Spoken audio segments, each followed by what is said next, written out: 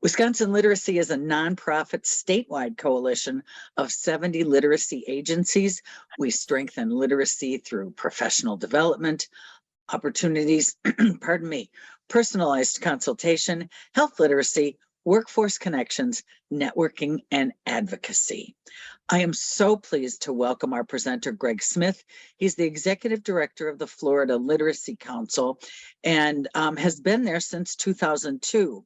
The council was established in 1985. The Florida Literacy Coalition promotes, supports, and advocates for the effective delivery of quality adult and family literacy services in the state of Florida. Prior to joining the coalition, Greg served for 13 years as executive director of the Literacy Council of Northern Virginia, Virginia's oldest and largest community-based literacy organization. Greg has a BA degree from Providence College and an MS degree in adult and continuing ed from Virginia Tech. Greg Smith, it's all yours. Please take it away. Well, thank you, Marcia, and I appreciate the invitation to join you today and share a little bit about a project that we did that produced at least what we felt were some interesting results. And before I get to that, and as Marcia just shared a little bit, I'm with the Florida Literacy Coalition, and our organization is much like Wisconsin Literacy. We're here as a statewide nonprofit organization to support local programs. We do a lot of professional development, such as this kind of thing, webinars, but also in person. We have a statewide conference. We have some grants that we're able to make available to local programs. We're basically here to support the good work that's being done throughout Florida by adult education literacy providers. And we do have a special focus on supporting community-based literacy programs. I'm having some difficulty advancing. Why am I doing that? Okay. So this particular project was an effort to take a look at, to do a market research study of sorts. It's a small study. So we had a series of 6 focus groups, 3 with adult basic education and literacy learners, and 3 with ESL learners. And the intent was to really explore the key messages, terminology, communication methods that were more or less effective, at least from the perspective of adult learners in recruiting other adult learners. We also explored motivations and concerns and certain assumptions that factored into their decision-making when they reached out to local programs. So a modest study, we had about 10 people per focus group. We did try to get a pretty good cross-section as best we could of students at different levels, genders, ages, and sort of language backgrounds. Wanted to do a shout out to the Florida Department of Education for making this, this project possible. So we took a look at motivations, and what I'm going to be doing is sharing here.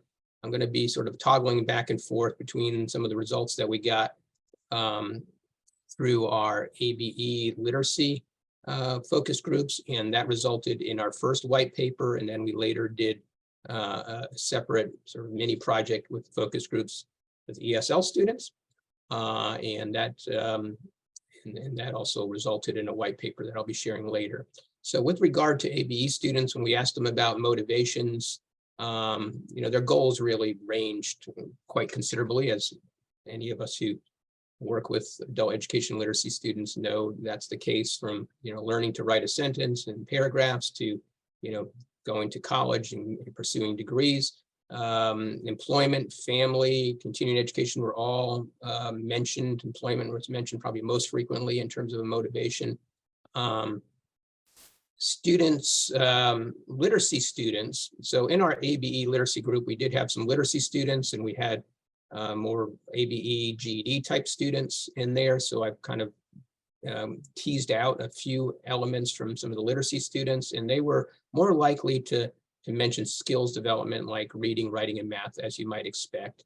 And certainly quite a few students mentioned motivations around sort of self-fulfillment, personal pride, bettering oneself, completing something that has gone unfinished. And here's an example from a quote from one of the students. Sometimes at my age, you don't complete things that you start, and so you go on with life and just let it happen. But in the back of your head, it's always there that you didn't complete that one thing.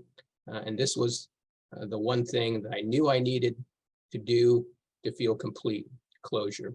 So this was a common sentiment with our ESL students. And when we asked about concerns, some of the, tying into that, I guess, some of the concerns that were articulated had to do with, has it been too long? Am I too old? I've been out of school for a long time.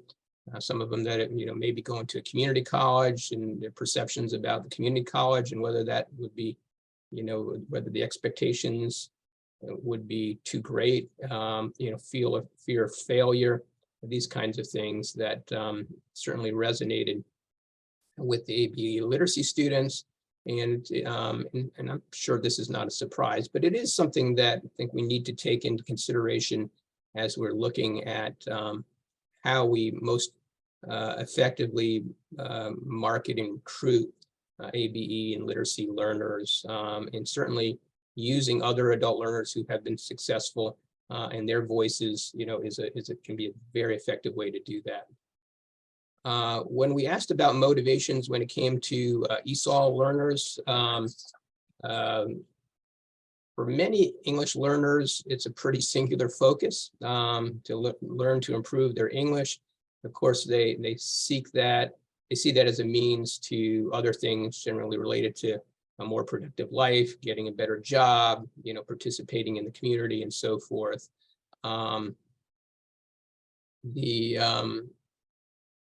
The general consensus was, though, that you didn't need to convince ESL learners that it's important to learn English, that there's already a sort of a built-in motivation there. So that was a key distinction here, and their concerns had more to do with logistical kinds of things, time, schedule, what classes are offered and where, transportation and childcare.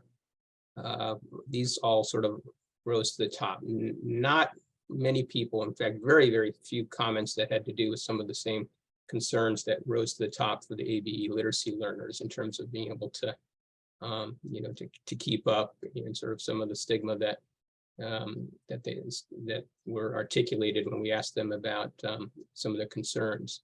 And that's not to say that learning English is easy, but it certainly isn't. But these were the things that came to the top. And then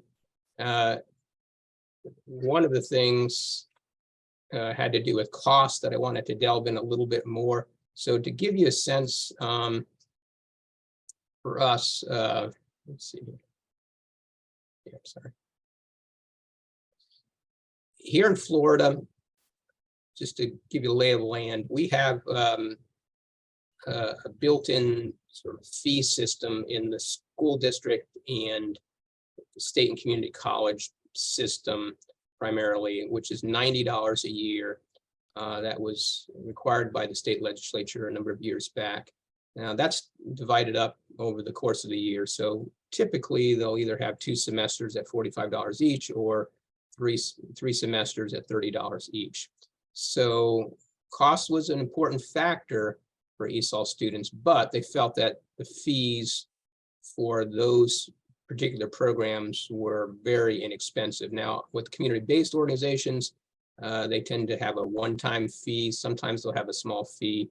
Good number of them are free. So they felt that the cost, the price was right. And they were coming at it. And this was an interesting piece that a number of them articulated that learning English and taking classes in their home country was considerably higher at a considerable high cost. So they really saw this as a bargain quite often. Some of them looked at some of the private English schools that we have here in Florida, primarily in the metro areas. They tend to cater to foreign nationals who are here on student visas and so forth. It wasn't a big issue.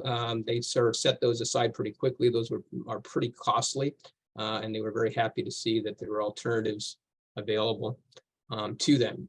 Now, one of the things that's important with regard to cost is that some people had some concerns that because it was low cost, that the quality might not also be there. And a number of people articulated this, kind of being smart consumers, and there was, what's the catch here? And so they shared that it really is important to communicate to students that the schools are not primarily being funded through tuition, but receive charitable support, grants, government support, and so forth, so that that can kind of help to dispel some of their potential concerns that they have with regard to sort of getting what you pay for kind of scenario. In terms of learning about the program, and one other thing I wanted to mention as well is that there were some costs with regard to, there were some concerns with regard to eligibility too. So a number of students indicated that it's important for programs to be clear with respect to who is eligible and what documents need to be provided for enrollment. And when we delved into this a little bit more, it became clear that this is a significant concern for some potential students, and that it's common for people to look on the organization's website to try to find out, what is required for enrollment. So sort of a takeaway, be upfront, be transparent. Folks are looking on your website so that they understand, whether they're eligible and, what, if any, documents they're going to need to produce in order to enroll in the program. Going back to the ABE learners and sort of looking at how they learned about the program, word of mouth was often referenced, most commonly referenced really with both groups, with the ESOL group as well. It was particularly prominent with community college students, interestingly enough, or students who were enrolled in community colleges. Friends and family members often had attended the college and let them know about it. So that's sort of if you are in an institution that's offering other services, to kind of let the more traditional students at colleges know that these services are available and they can help spread the word. Almost all agreed in this group that seeds had been planted in their minds prior to actually signing up. So this is something, I'm sure this is, well, I'd be interested if it's different from your experience, but in my experience with adult literacy learners in particular over the years, it's something that they often think long and hard about. And most students actively search rather than sort of stumbling upon a program. And but when you do have ads that are out there, and they're letting folks know that it's never too late to learn, and there's programs, adult basic educational literacy programs in particular, that often they'll see this as a sign. And we had a number of students say, well, I just saw that bus sign and I just took it as a sign I need to go back to school. So they need to know when they're ready to act, what's available to them. Learning about the programs on the ESL side, word of mouth also, as I referenced, family, friends, and so forth. Most looked at program websites before enrolling. They were looking for qualified teachers. This was really not brought up on the ABE literacy side, but pretty discerning customers. And of course, with ESOL students, you have a full range of people who may not be literate in their native language or may have advanced degrees. And the folks who had the highest level of education, because we did ask to get some demographic data, were more likely to have found the program online, and also more likely to have studied online through some sort of subscription-based program or YouTube. YouTube was really the most prominent one. And this wasn't about sort of studying online habits, but we did ask a question in Mango and Duolingo and Rocket Language. These were mentioned, and most often by folks who had a higher level of education. Those were also the folks who tended to kind of look to quality, and some expressed they'd certainly willing to travel further if they felt that, you know, the teacher quality was there.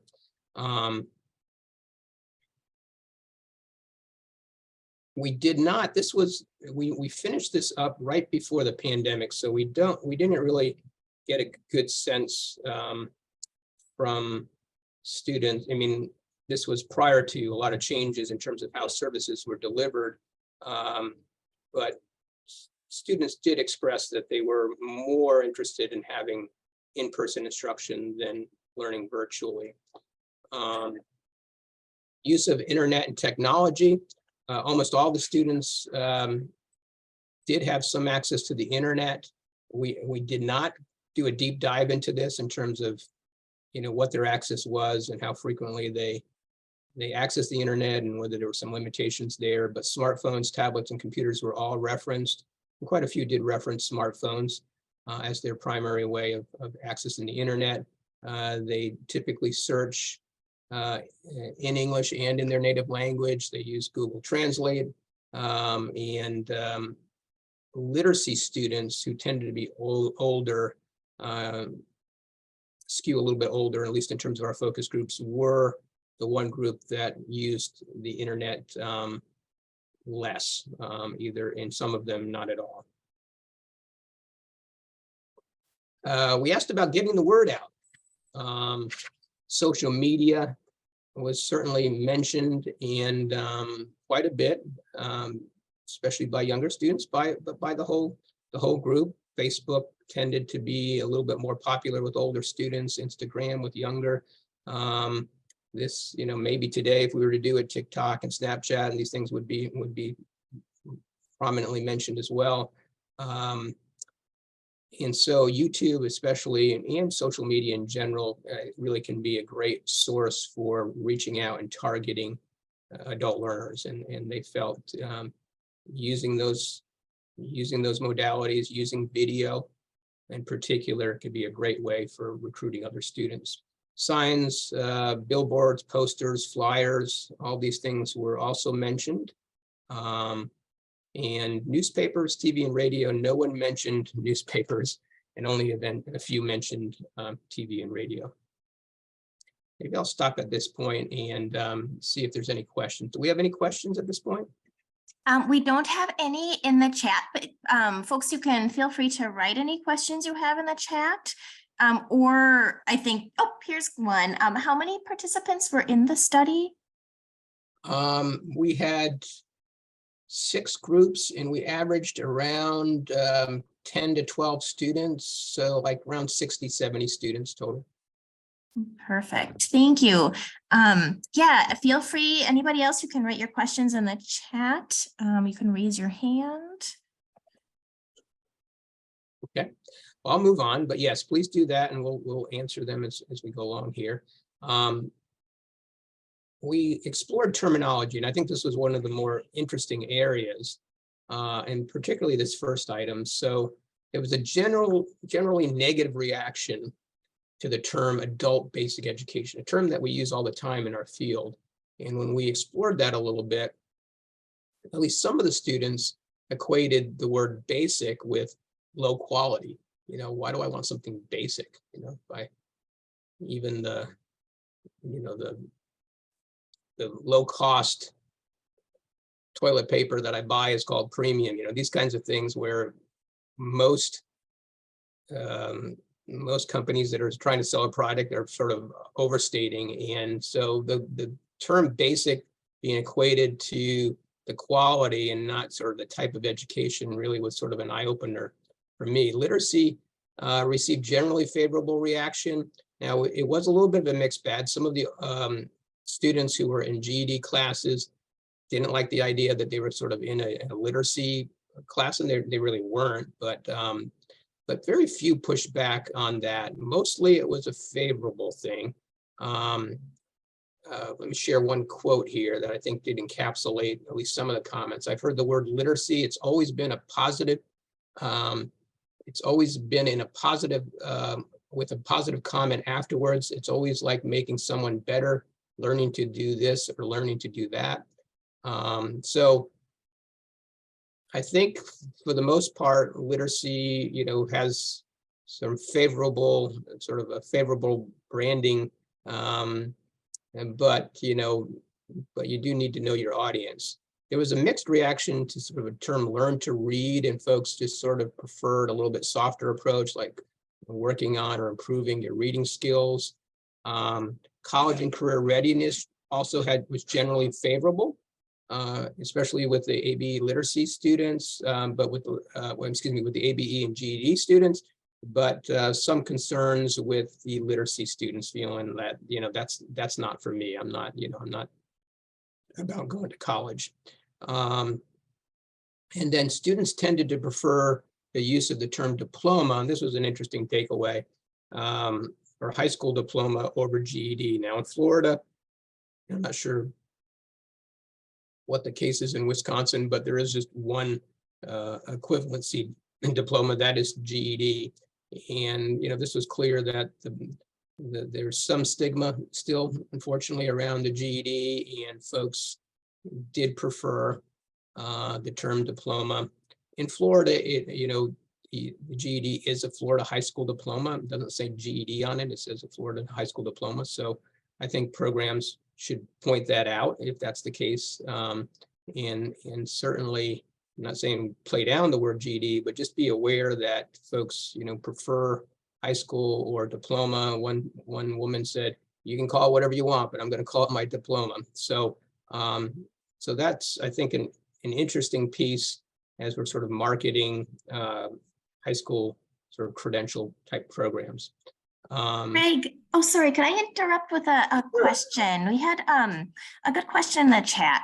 Did there seem to be one leading factor in deciding to actually commit and start classes for the ABE students who you mentioned had been thinking about it for a while? Nothing emerged as one overarching factor, no. I mean, they also mentioned that they wanted a convenient location, things of that nature. You need to be able to show up, but nothing that stood out as this sort of universally true and sort of a priority for everybody else. Now, maybe, if we were to do this again, we could probe that a little bit more, and certainly encourage any of you who are interested in doing this kind of work. And I'm going to talk about that in a little bit here, because there's a lot you can learn from your students in what was the experience of these adult learners here in Florida. Doesn't necessarily represent students throughout our state or certainly nationally, but there were some interesting things that kind of came through on this. And one of the things we did ask, we sort of tested some catchphrases as a sort of a common methodology, slogans and so forth. And we did, I don't think I mentioned, but we did have a market researcher who was working with us on this. So it sort of helped us get this instrument together, as well as conducted the actual focus groups. I don't think you need to necessarily have that, but it was helpful to our process. That person knew very little about adult education literacy, so we had to be very hands-on with regard to things like this, looking at various catchphrases that are used here in Florida and nationally, and we wanted to just kind of get a sense as to whether there were some commonalities. And so what we did is we asked them to rate the slogan that they liked the most, and the second most, and the one that they least liked. So these numbers sort of represent who said what. So it's never too late to learn. It got the most votes, and followed by a second chance to get your education. So that sort of those themes around it's not too late, you can go back, you can have a second chance, those won out over stuff that was a little bit more general, perhaps earn more, learn more, read, power, succeed, even some of the GED stuff. Families that learn together, grow together was the least popular, but in fairness, this was not a group of family literacy students, so they might not have seen that as relevant. But certainly, I think the takeaway here is your sort of that second chance theme, yeah, you know, to succeed, and it's not too late, sort of resonated most commonly with students. For ESOL,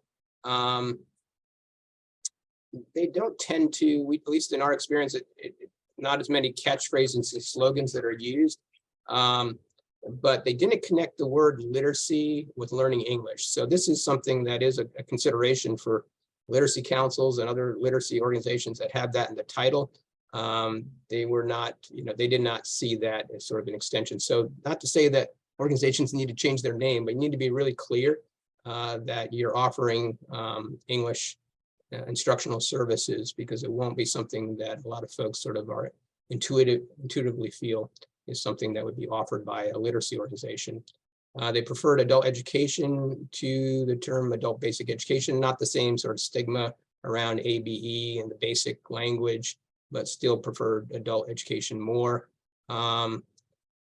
No real preference with ESL or ESOL, but what was interesting, and probably many of you know this already, but most didn't really know what the acronym was. So that's a really important piece. If you're promoting your program, marketing your program, that you're using ESL or ESOL, just know that a lot of new immigrants coming to the country just have not been exposed to this. And so they're not going to know what you're talking about there. So really spelling it out in terms of referencing learning English. And they're fine with, you know, using ESL or ESOL, but spelling it out. So we did test some terms. They're not as much sloganeering, but just sort of reinforcing what I just mentioned, that things that had to do with learning English. Again, English as a second language did very well, but spelled out. ESL classes by itself, no, didn't do very well. You know, being specific around English really was sort of the big takeaway here for ESL learners. Greg, have you been, sorry, one question in the chat. Do you translate marketing materials into other languages? We did ask about translation, and that actually kind of came up here when we were looking at some websites. So we went to some websites. We asked for feedback with regard to websites. We asked for feedback with regard to the translation piece, which, you know, as I already pointed out, folks are going to your website if they can find it. And so, you know, having that translation service feature can be a real plus. Now, whether you do it by page or you use something like Google Translate, which is not, I mean, Google Translate does have a lot of languages, so you have that going for it as a plus, but sometimes the translation is not a little translation. It does better in certain languages than others, and I'm not an expert in it, but you know, there's trade-offs there. But certainly offering marketing language, in particular recruitment materials in alternative languages or in their native languages, really help them, because a lot of it's about sort of understanding, making sure that they understand what they're getting into and what you have to offer. So making sure your web page is, you know, easy to understand and navigate is certainly an important one. With community colleges and school districts, sometimes it's difficult because the ESL program or the adult education program is one small component of a much larger institution. It might take a number of clicks to get down to it if they can find it. So certainly looking at search engine optimization, where folks are Googling, because that's how we all find stuff that we're not familiar with, that is going directly to that component, that web page on your site that has relevant information, especially if you're with a larger institution. Sharing the cost, the program location, services offered. Consider offering or including an FAQ. You ask your students what are some of the questions that you have, or just kind of keeping track of what questions your new students tend to ask. Making available an introductory video.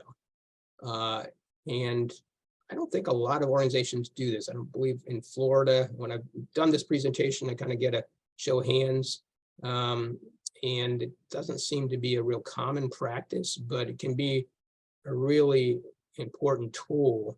The Genesis Center up in Rhode Island is the one that we showed a couple of them. That one really sort of resonated, just sort of an introduction, talk a little bit about the program, seeing the program in action. If you have classes, interviews with students and teachers, this really gives folks an understanding, a better understanding of what you have to offer and whether they feel it's a good fit for them. Using authentic images, we shared sort of some clip art or stock photos with some authentic images. They almost always preferred the authentic images of real students. Telephone seemed to be a preferred mode of contact. They did not like any kind of form that you have to fill out, especially if it was asking for any personal information, because there's kind of an exploratory mode here. They preferred the word programs over students or learn more. So, and this is, I think, based on our sort of looking at websites, not uncommon that organizations will have their sort of recruitment content under a tab called students, but a number of them said, we're not students, put it under programs. We think that's probably for somebody who's already a student in your program or an adult learner in your program. So those are some of the takeaways. In our white paper, we have some more around website design. A lot of it just is what you would want to make, you'd want to do to have a clear, understandable website, using imagery, not too heavy in text, these kinds of things that tend to be just good for anybody, but especially helpful for adult learners who may struggle with reading the content, especially if it's not available, if they're immigrants in their native language. I'd like to show a video now, so you can pull the video up. So we showed some videos to get feedback from students, and it was pretty much universally endorsed that videos are a good way to do it. So we showed a few. This one was one that sort of resonated with students. So it's one that we did here at FLC. So we'll go ahead and play that.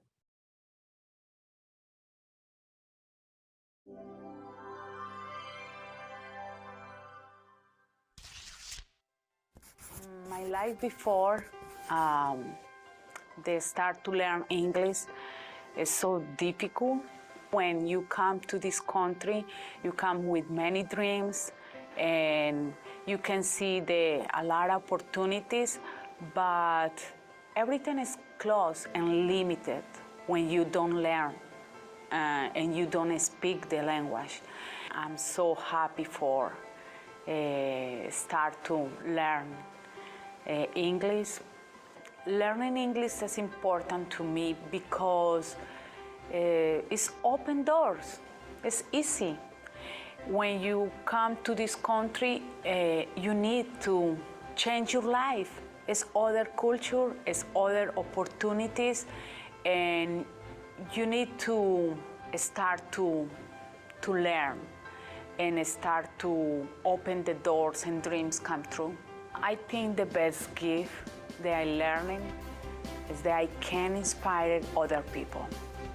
And now I can understand everything. I can have more communication with my husband, and I am an art teacher. It changed our life, definitely. The English changed our life.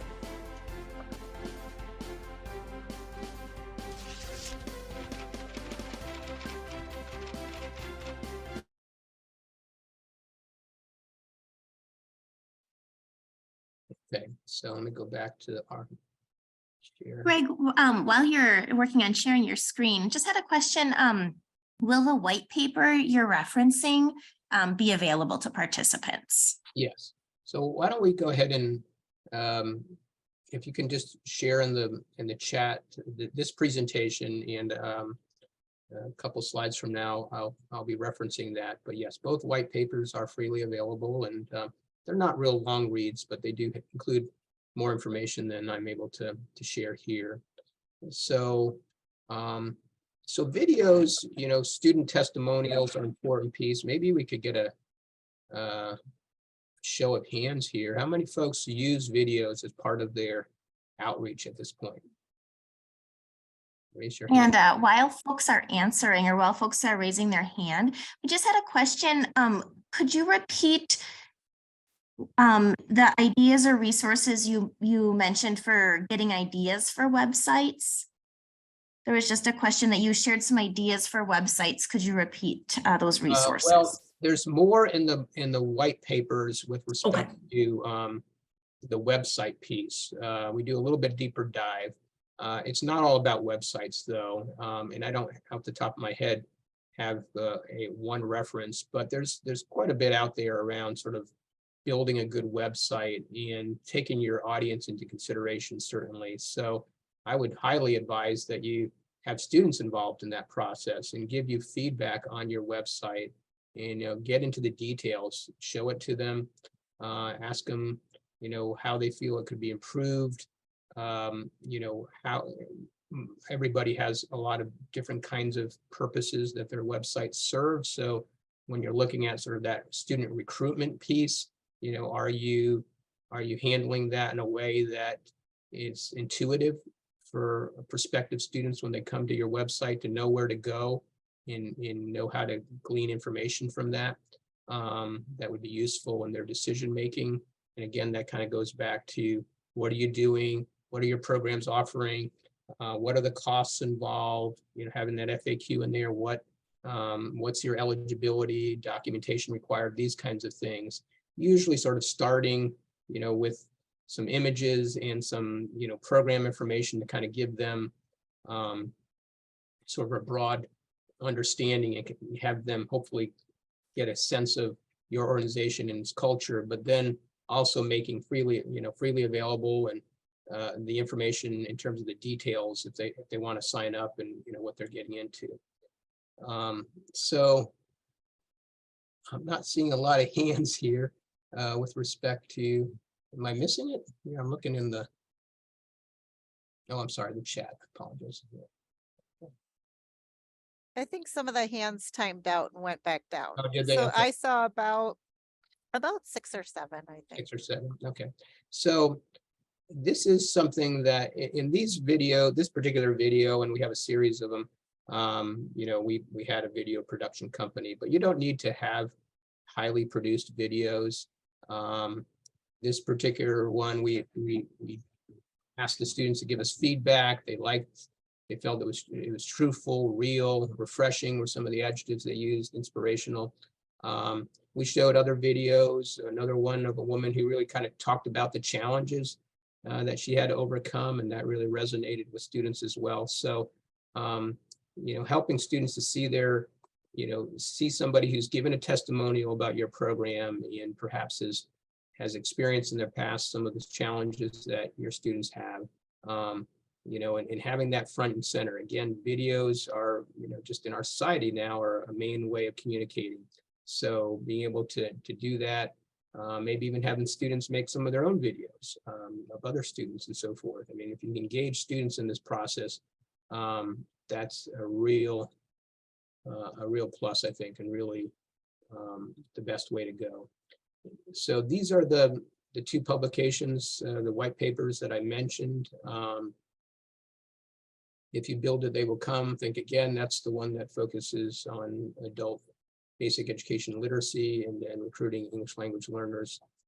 These are 2 hyperlinks. So we're sharing in the chat this presentation, and those hyperlinks are in there. They're also on our website. I'd certainly encourage you to, sorry, oops, I didn't go back. Encourage you to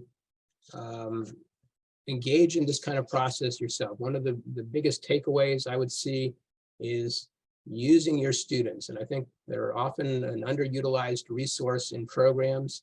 They can provide fantastic insight in a number of different ways, but particularly in recruiting and engaging them.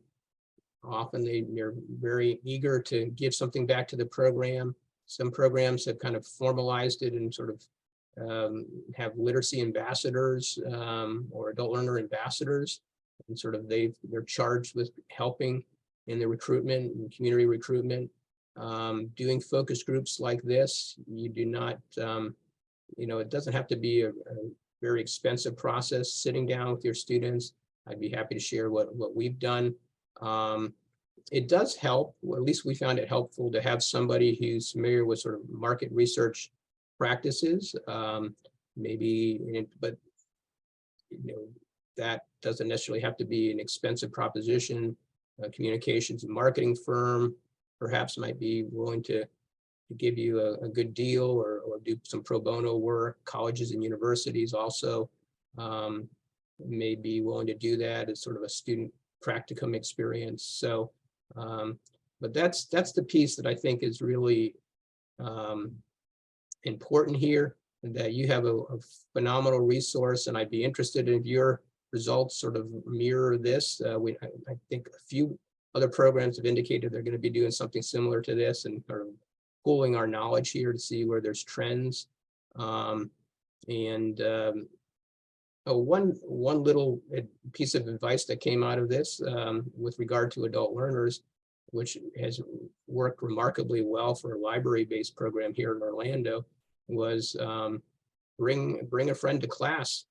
And it's just such an easy and simple concept, but every other week on a Friday, they have a bring your friend to class day, and it's really done remarkably well for their recruiting efforts. Really helped with that. And even if recruiting is not a huge factor or a problem for you, certainly having that waiting list, you don't want a long waiting list, but if you're running classes and you let your students know they need to show up, or somebody else is interested in taking that seat, and there's sort of a whole psychology around scarcity, and the value of what they're receiving might get a little bit of a boost if they know there's somebody else there that's waiting for that service. So so that's about all I have. I know we have quite a bit of time here, so we can open it up for any other questions or any insights that you all might have. Do folks have particular strategies that have worked well for them in terms of their recruitment efforts? Well, I have a question. And so yes, anybody who'd like to answer that question, you can raise your hand and unmute, or you could write it in the chat. But I have a question. Were there community events that were particularly successful in recruiting new students? And also, was there an incentive for Bring a Friend days? To my knowledge, no incentive for Bring a Friend. I mean, this is, an extension of sort of the word of mouth piece that, often permeates with programs, especially ESOL programs.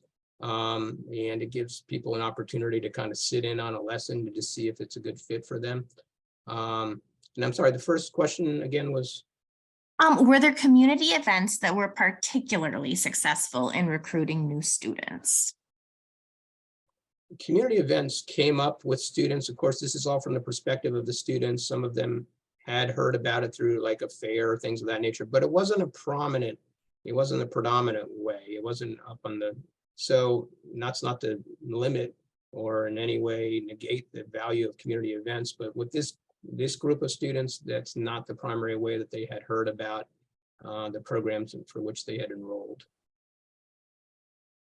Okay. Another question is, when was this research done? This is a couple of years old now. We finished up the last of our focus groups right before the close down, which is very fortunate for us because we wouldn't have been able to do it with the COVID close down. So so things, especially with regard to whether people are interested in virtual classes and things of that nature, their use of technology and comfort level of technology. I think some of those factors have likely changed, since COVID. But yeah, it goes back a couple of years.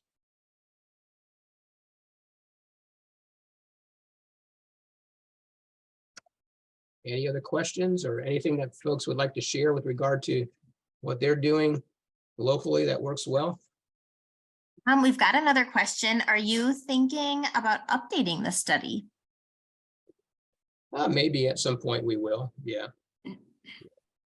We've been kind of working with some programs to try to help them step up their marketing efforts a little bit. You know, it's something that, well, marketing overall, but student recruitment is a subset of that. Numbers here in Florida went down during COVID. They're coming back again, but we don't want to be a well-kept secret, certainly. And we have a statewide hotline where we're promoting local programs, and we put some of these principles in place, or some of these lessons learned from this in some of our own outreach, stepping up our social media in particular. Yeah, I mean, you don't want to be a well-kept secret. You want certainly make sure that everybody knows these programs are available. And I would say most especially those literacy programs where there may be people who just think it's too late, that that ship has sailed, and you want them to know that there's programs that can work with them and you know, do one-on-one instruction if that's available, and you know, work at their own pace. Excellent. We've got a couple of comments and then another question. So like others on the call, we at the WTCS realize that print and video are still important, but are clearly secondary to our efforts in social media. And another participant said we rely on word of mouth with peripheral posters indicating the time and place. And then another question is, was this study mainly done in an urban environment, or does it include data from rural programs as well? It was mostly urban or suburban, I guess. Yeah, we didn't go out to very rural areas. So yeah, I probably should have provided that context. It would be interesting whether there's, you know, significant differences. Certainly around access, I think that would be a factor. But yeah, they were urban and suburban areas.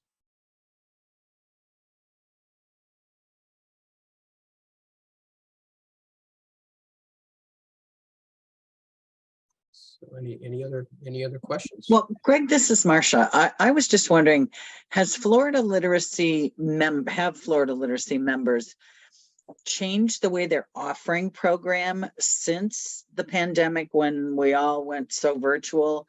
Are they going back to all in person? Are they going back to a blended or a mixture of both? What's working down there? It seems like it's both of those, either going back entirely to in person or blended. Very few are sort of sticking with virtual as their primary approach.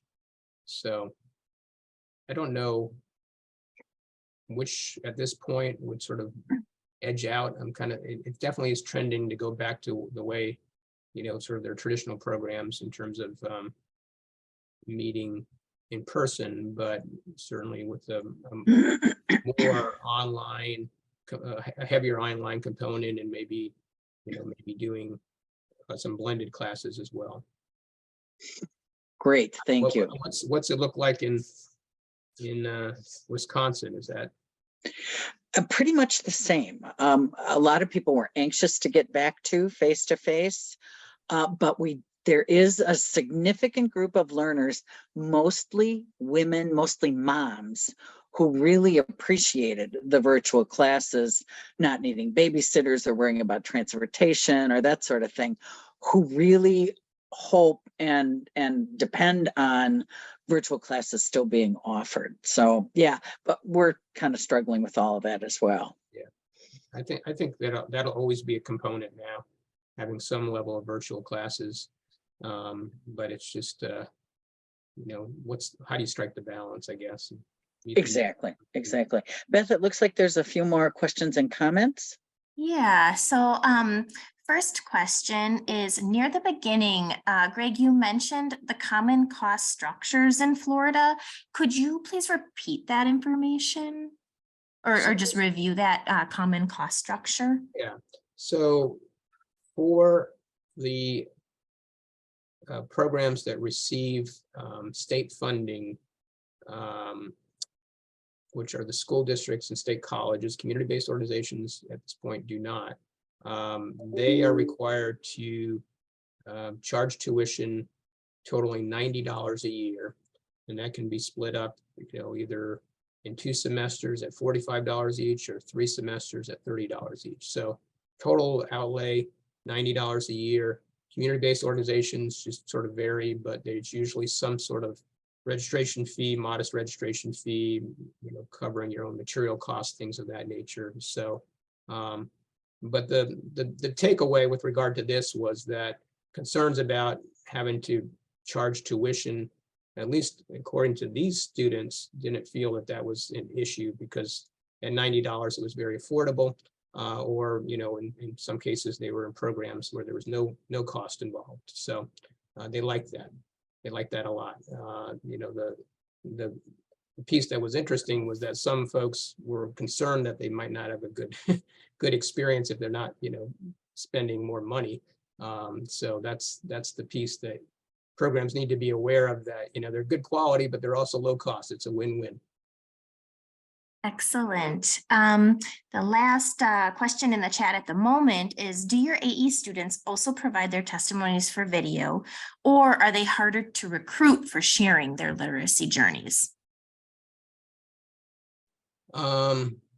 Well, adult education, so is that person referencing ABE, more of an adult literacy students? I believe, yes, I believe probably making a comparison between English language learners and adult literacy learners. Yeah. Well, that's always a bit of a challenge. Some folks just don't want their story to be made public, and we need to respect that. So I think you have to kind of take a look at those students who have had success and want to give back, and sometimes that might be a little bit of a cultivation process. You don't want to force anybody to do anything they're uncomfortable with, but sometimes you do have, well, hopefully all programs have at least a few students that are willing to share their stories in some sort of public fashion. And adult literacy programs have been doing this for many years, but there are differences. When I first started a million years ago, it was going to the Rotary Club and doing speeches that probably weren't going to be available to the world. And now, if you're sharing images and stories and videos online, then that sort of opens up whole sort of basically anybody to go in and see it. So folks definitely have to be comfortable with that. We've done in the past, it's been a few years, but we did a literacy ambassador training and sort of helping students to find their stories or to articulate their stories and do media and become comfortable with sharing, and frankly, if they're going to do speeches, to be able to do it in a succinct enough way to kind of work within the time frame and things of that nature. So and Value is a great organization. I don't know if you folks are familiar with Value. It's a national student organization. They do a lot of work in that area around adult learner leadership, including adult learner ambassadors and folks kind of taking a visible role in promoting their programs.